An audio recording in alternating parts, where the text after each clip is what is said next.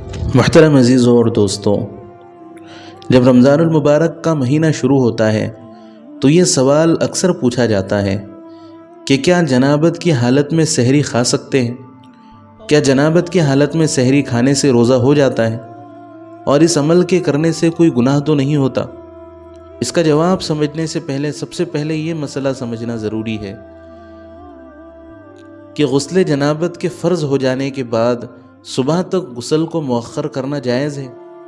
حضرت عائشہ رضی اللہ عنہا سے کسی نے پوچھا کہ کیا رسول اللہ صلی اللہ علیہ وسلم جنابت کا غسل صبح کے وقت فرمایا کرتے تھے، جنابت کے غسل میں تاخیر کیا کرتے تھے؟ تو حضرت عائشہ رضی اللہ عنہا نے جواب دیا کہ ہاں،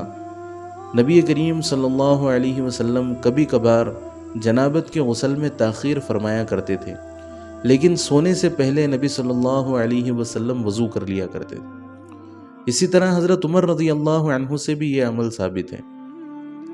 کہ اگر جنابت کا غسل فرض ہو جائے تو بہتر تو یہ ہے کہ اسی وقت غسل کر لیا جائے، لیکن اگر اس وقت غسل کرنے کی گنجائش نہ ہو تو پھر شرمگاہ کو دھو لینے کے بعد وضو کر لیا جائے اور آرام کر لیا جائے، اور پھر فجر کی نماز سے پہلے پہلے غسل کر لیا جائے۔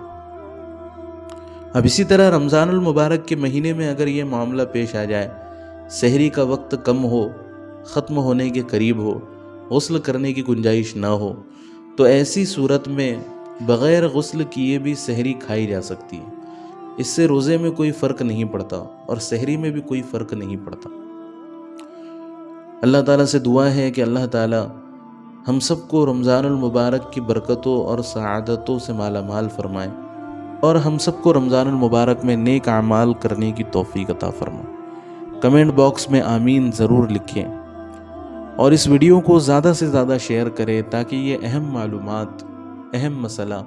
ہر مسلمان تک پہنچ سکے، اور اسی طرح کی معلومات حاصل کرنے کے لیے ہمارے چینل کو سبسکرائب کریں۔ جزاک اللہ خیرا۔